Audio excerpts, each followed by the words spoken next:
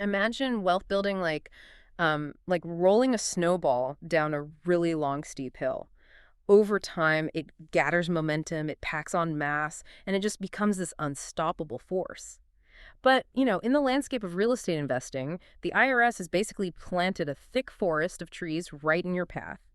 Every time you sell a property to buy a bigger one, your snowball smashes into a tree called capital gains tax. Right, you lose a huge chunk of your mass. Exactly. You lose the mass and you have to start rolling all over again. Which is exactly why the 1031 exchange is arguably the most powerful wealth preservation tool in the tax code. I mean, it acts as a legal mechanism to clear those trees right out of your path. You defer the tax, you keep all your capital compounding, and you maintain that momentum. Welcome to a special edition of our Deep Dive, produced specifically for the Inside 1031 Deal Flow series. Our driving philosophy today is simple. From today's gain to tomorrow's growth, one exchange at a time. So if you are sitting on a massive tax liability right now because you're looking to sell an investment property, this is the playbook you need. Yeah, and we are pulling our insights today from a really comprehensive foundational text. It's titled, What Types of Property Qualify for a 1031 Exchange? And it's an essential roadmap for anyone navigating this space. Because, while the concept of a 1031 is famous, the actual execution is surrounded by some pretty diagnostic, muddy waters. Oh, for sure. The IRS has incredibly strict, highly technical definitions of what actually qualifies. And the architect behind this roadmap we're using is Michael R. Linton. He's the CEO of Linton Global Partners and the managing broker of Linton Global Solutions. We are essentially cracking open his proprietary playbook today. We really are. Michael Linton brings over 39 years of commercial real estate experience to the table. He holds NCREA and CREPES designations, meaning he is a deeply credentialed national commercial real estate advisor. He understands how to structure these deals from the ground up, and he operates under Florida real estate broker license number BK703722. Yeah, he has spent decades analyzing these transactions. And we look at his strategy. The very first thing he establishes with any client is that before you ever start a 1031 timeline, before you even look at a replacement property, you have to understand the modern rule book. Yeah. Because the IRS dramatically changed the definition of eligible property a few years ago. Right. I remember this shift. It was buried in the Tax Cuts and Jobs Act, the TCJA. Because before that legislation, the 1031 umbrella was, honestly, shockingly wide. People were using it to defer taxes on all sorts of business assets. Oh, absolutely. We're talking heavy machinery, fleet vehicles, even, corporate jets and expensive artwork. Corporate jets. Wow. But Congress decided to permanently close that valve, right? They did. Post-TCJA, Section 131 strictly and exclusively applies to real property. Personal property is just completely eliminated from the equation. So if it's movable, if it's a vehicle, if it's equipment, it cannot be part of your tax-deferred exchange. Which I imagine forces a very uncomfortable question for a lot of investors. Like, how exactly is the IRS defining real property today? They aren't just leaving that up to our imagination or, the local county assessor. No, definitely not. They formalized the definition under Treasury Decision 9935. In its purest form, real property means the dirt, the building, and the permanently affixed improvements. It also includes certain related intangible interests, but the physical core, it must be inherently permanent. If it can be unbolted and driven away, the IRS does not consider it real property. Gotcha. So that brings us to a baseline requirement. Both the property you're relinquishing and the property you're acquiring, they must be held for investment or for productive use in a trade or business. But here's where we hit, the most persistent myth in all of real estate, the term like kind. Oh, yeah. People hear like kind, and they immediately assume visual or functional symmetry. Right. They assume, a duplex must be traded for a fourplex, or a retail strip center must be swapped for another retail strip center. Which makes sense logically. I used to think the exact same thing. But looking at Michael Linton's breakdown, like kind is actually a massive, almost counterintuitive umbrella. Very much so. The IRS isn't looking at the grade or the use of the building. They are looking at the nature of the asset as U.S. real estate. So, wait. I could theoretically trade a vacant, dusty dirt lot in Texas for, a fractional share of a gleaming institutional apartment tower in Manhattan. And the IRS views them as the exact same kind of thing. Yes, they do. The mechanism there is focused entirely on investment intent. Quality, class, or state lines, they do not matter, so long as you are exchanging U.S. investment real estate for other U.S. investment real estate. That single realization, it totally rewrites how an investor can strategize their portfolio over a lifetime. It really does. So knowing that umbrella is incredibly broad, let's walk through the actual asset classes. We can start with what Michael Linton's guide outlines as the slam dunk qualifiers, the properties that fit safely in the center of the fairway. Sure. The most common starting point for many investors is residential and multifamily. So, single-family rental portfolios, duplexes, and large-scale multifamily apartment communities. Right. As long as they're genuinely held for rental income and you are uh, leaving a paper trail by reporting those rents on your tax returns, they qualify effortlessly. They are the classic definition of income-producing real estate. But a lot of investors eventually get tired of, fixing toilets and dealing with late-night tenant calls. That's when they transition into commercial, retail, and industrial assets. Office buildings and medical suites fit here, but Linton's guide places a heavy emphasis on single-tenant net lease properties, often referred to as NNN or double N properties. Yeah, a triple net or NNN lease Right. is just a brilliant mechanism for an investor looking to step back from operations. With a triple net lease, you are handing over the traditional landlord headaches to the tenant. The corporate tenant pays the property taxes, the building insurance, and the maintenance costs. Wow, so you just sit back. Exactly.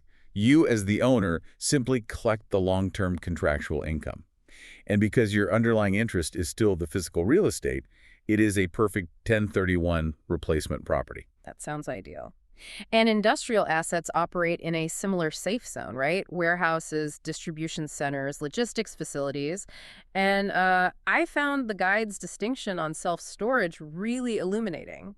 Self-storage facilities are fascinating from a tax perspective. They qualify for 1031 treatment specifically because the facility itself is an inherently permanent structure. The business model relies on renting out partitioned physical space within that structure. Ah, okay. If you were just renting out movable shipping containers sitting in a parking lot, that would be personal property. The permanent foundation is the key. That makes a lot of sense. Let's push into a slightly more complex category, though. Hospitality and mixed use. Mixed use seems straightforward enough, like a building with a coffee shop on the ground floor and apartments upstairs that's permanently affixed to the land. But hotels present a massive mechanical problem based on what we discussed earlier about the TCJA. Ah, yes. The hotel bed problem. Exactly, the hotel bed problem. A hotel is considered income-producing real estate, but a hotel is also filled with thousands of beds, flat-screen TVs, lobby furniture, commercial kitchen equipment. All of that is movable personal property. So if the new rules explicitly ban personal property from a 1031 exchange, how does an investor swap a hotel without triggering a massive tax bomb on everything inside it? Yeah, this is where expert strategy transitions from helpful to absolutely non-negotiable. Because if you try to transfer all those operating assets of furniture, fixtures, and equipment, or FF&E, as part of the 1031, the IRS will hit you with a taxable event. A taxable event. Yeah, known as a BOOBIT. You will pay taxes on the value of those beds. Ouch. So how do we strip the beds out of the equation? Well, Michael Linton's approach involves rigorous mechanical segmentation. You have to conduct a cost segregation study or a highly detailed valuation to legally separate the permanent real property from the FF&E and the franchise contracts. Oh, I see. By isolating the value of the brick-and-mortar building from the personal property inside it, you keep the exchange structure clean and protect the tax deferral on the heavy real estate portion. So it is entirely about precision in the underwriting and the paperwork. Now, if an investor is already exhausted by the physical upkeep of those retail and hospitality properties, how do they transition into something completely passive without breaking the 1031 chain? Because this is where Linton's playbook gets highly creative, pushing into advanced and specialty assets. Right. We step into the realm of intangible real property. Under Treasury Decision 9935, the IRS acknowledges that certain abstract ownership rights act so much like physical real estate that they deserve the same tax treatment, provided state law agrees. The first one that caught my eye here was long-term leaseholds, specifically leases with a remaining term of 30 years or more. My initial thought was, a lease isn't ownership, it's just a rental agreement. But the IRS views it differently. They do. The IRS looks at the underlying math. If you hold a lease for 30 years or more, the present value of the property reverting back to the original owner 3 decades from now is mathematically negligible. So for all practical economic purposes, you control the dirt. Yeah. Therefore, it qualifies as real property. And the same logic applies to perpetual easements for access or conservation, and even air rights or development rights, so long as local law permanently ties them to the underlying real estate. Air rights counting as real estate is wild to me, but it makes structural sense when you break it down. But the holy grail for tired landlords has to be fractional ownership. specifically Delaware statutory trusts or DSTs and tenant in common or PTC structure. Oh, absolutely. Yeah. Delaware Statutory Trust is structured under IRS Revenue Ruling 2004-86. It's a legal vehicle that allows you to buy a beneficial interest in a trust that owns massive institutional-grade real estate. We are talking $100 million Amazon distribution centers or Class A apartment complexes. And the magic trick here is that for 1031 purposes, the IRS treats your passive share of that trust as if you own an undivided interest in the physical property itself. Exactly. You get the tax deferral of a 1031, but you give up the act of management. A tenant in common, or TIC, achieves a similar direct fractional ownership, but it usually involves a much smaller, tighter group of co-owners where you still have some voting rights. Let's ground this in a real-world scenario so people can really visualize it. An investor has spent 20 years managing a portfolio of duplexes in Florida. They are dealing with constant turnover, roof repairs, rising insurance costs. It's a headache. They can sell those duplexes, and under Michael Linton's modeling, they can 1031 the proceeds directly into a DST that owns a corporate medical facility in another state. Yep. They stop fixing toilets entirely, start receiving passive monthly distributions, and defer all their capital gains taxes in the process. That cross-asset class move is the exact strategic pivot Linton Global Solutions executes for their clients. It aligns the tax code with the investor's changing lifestyle goals, and it even extends to specialty assets. The regulations confirm that ground leases, cell tower sites, and billboards can qualify. Cell towers. Yeah, provided they are built on inherently permanent structures like deep concrete foundations or transmission towers. Okay, so with an umbrella this wide, encompassing dirt lots, air rights, and cell towers, it might seem like a free-for-all. But Linton's guide throws up some massive stop signs. There are strict tripwires that will instantly disqualify your exchange and trigger a total tax liability. Yeah, you have to be careful. The most rigid tripwire is personal use.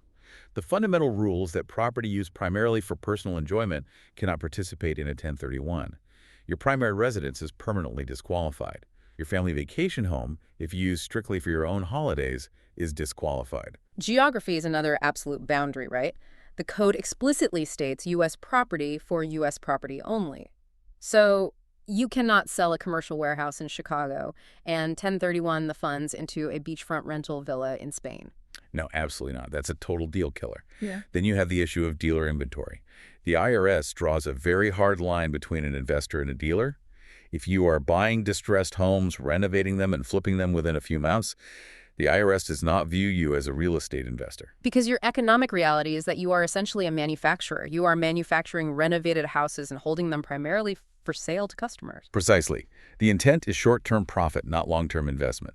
Therefore, fix and flips are classified as inventory, and inventory is completely ineligible for Section 1031. Okay, I want to highlight another major pitfall I see trap a lot of syndication investors: the partnership trap. Linton's playbook explicitly excludes stocks, bonds, and partnership or fund interests.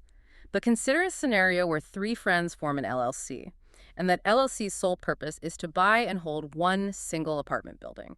10 years later, they sell. Why can't one of those partners just 1031 their specific share of the profits into a new property? Because of how the legal entity is structured. The IRS views your membership interest in that LLC as a security, not as real property. You own shares in a company, the company owns the dirt. It's the difference between owning a ticket to a theme park and owning the actual theme park. That is a perfect analogy, yes. You cannot 1031 a theme park ticket. If you try to execute an exchange on a partnership interest, you will face an immediate tax bill because securities are banned from the program. This is why investors must evaluate their entity structures with professionals long before they ever list a property for sale. Sometimes a partnership must be legally restructured into a tenant-in-common arrangement months or years in advance just to preserve the 1031 option. Wow. We've mapped out the safe zones and we've clearly marked the deal killers. But real estate rarely operates in absolute black and white. What happens when an asset lives in the messy middle? Michael Linton spends a lot of time analyzing these gray areas where the ultimate deciding factor comes down to the IRS intent test. Intent is the invisible thread tying this entire tax code together. And the most common dilemma investors face right now involves short-term rentals, vacation condos, or Airbnbs. They sit squarely in a gray zone because they blend income generation with personal enjoyment. I can imagine. Imagine trying to convince an unamused IRS auditor that your family's 2-month stay at a condo near Disney World was actually a strict business scouting trip. They are not going to buy it. They absolutely will not. The IRS evaluates the facts and circumstances to determine your true dominant intent. They look at the raw data, like what percentage of the calendar year was the property rented to strangers at fair market rates versus used personally by your family? Is it actively marketed by a management company? Are there safe harbors for that? There are. There are safe harbor rules like renting it out for at least 14 days and restricting personal use to no more than 14 days or 10% of the rented days that can help prove your case. A condo you treat like a business will qualify. One you treat like a private getaway that occasionally pays for itself will not. The intent test also heavily impacts owner-occupied business properties, doesn't it? Like, if you own the building that serves as the headquarters for your own manufacturing company, that easily qualifies because it is productive use in a trade or business. But what if you own a massive facility, use half of it for your business, and sit on 10 acres of excess unused land? You run into the segmentation issue again. You may need to legally separate the productive business facility from the speculative raw land, depending on how it's utilized and accounted for. And then there are properties that change their identity over time. Say you lived in a house as your primary residence for 5 years, outgrew it, moved out, and rented it to tenants for the next 4 years. It physically transformed from a personal use asset into an investment asset. Exactly. And the IRS focuses intensely on your intent at the time the exchange takes place. You have to leave a verifiable timeline of behavior. The timeline of behavior. Right. Tax returns, lease agreements, property management contracts. This paper trail proves your intent shifted strictly to business well before the sale occurred. A timeline of behavior. That really encapsulates the challenge here. Because of these gray areas, the intricate entity structures, and the high stakes of getting it wrong, determining your eligibility is not something you can just DIY on a Sunday afternoon. It requires an institutional-grade playbook. Which brings us to the execution phase. The final section of Linton's text outlines how he and his team at Linton Global Solutions operate. Because when an investor engages Michael Linton, the process does not begin with filling out a generic IRS form. It begins with a comprehensive audit of your portfolio, uncovering your true behavioral intent and mapping out a long-term exit horizon. He brings serious analytical firepower to this process. His team utilizes advanced analytics through REOmind.ai and proprietary CRE underwriting technology. And notably, they adhere to OCC requirements. Yeah, that's huge. It means they are evaluating these replacement deals with the same strict regulatory standards and stress tests that major national banks are forced to use. It is a level of institutional compliance that individual investors rarely have access to. Technology provides the data, but Michael Linton's structured framework provides the safety. He runs every client through a rigorous 4-step evaluation. So step 1, verify the asset actually qualifies as real property under Treasury Decision 9935 and local state law. Step 2, review the operating history. They dig into your tax returns and rental history to ensure that timeline of behavior unequivocally proves your investment intent. Then step 3, aggressively screen for deal killers. They are hunting for any trace of personal use, dealer inventory classification, or that dreaded partnership LLC trap we talked about. They ensure those are resolved before a contract is ever signed. And step 4, model the scenarios. This is where the wealth preservation happens. They map out the transition from active management-heavy properties into passive institutional assets like DSTs, ensuring the new portfolio aligns with your required income, your risk tolerance, and the legacy you want to leave behind. And, while Michael Linton is based in Florida, serving key markets like Orlando and Tampa, his infrastructure relies on a massive national network. He routinely helps investors reposition their capital from local operational holdings into institutional-grade assets in prime markets anywhere in the United States. We have covered a tremendous amount of ground today. The variety of properties that qualify for a 1031 exchange is genuinely staggering. From a duplex in the suburbs to a 30-year leasehold, all the way to a fractional interest in an Amazon warehouse. The umbrella is massive, provided your intent is pure and you play by the strict real property rules. But the penalties for missing a technicality are severe. The boundary between a seamless, wealth-compounding tax deferral and a sudden, devastating tax liability is determined entirely by how well you document your intent and structure your transaction before you initiate the sale. So, if you are holding investment real estate and considering your next move, you need a navigator. You can explore this entire framework and connect directly with Michael Linton and his team for personalized strategic guidance by visiting lintonglobal.com and 1031dealflow.com. Or, to reach out to Michael directly, simply go to hiremikelinton.com. Engaging an expert is the single smartest first step an investor can take to protect their capital momentum. Which brings us back to that snowball rolling down the hill. A 1031 exchange is the ultimate tool for removing the obstacles in your path, but only if you follow the blueprint. Consider that timeline of behavior we discussed today. If intent is the ultimate deciding factor in the eyes of the IRS, how much generational wealth is lost every single year simply because a family failed to properly document the transition of a property from a personal memory into a productive asset? The line between a massive tax bill and a permanent family legacy often comes down to just a few pieces of paper. Are yours in order?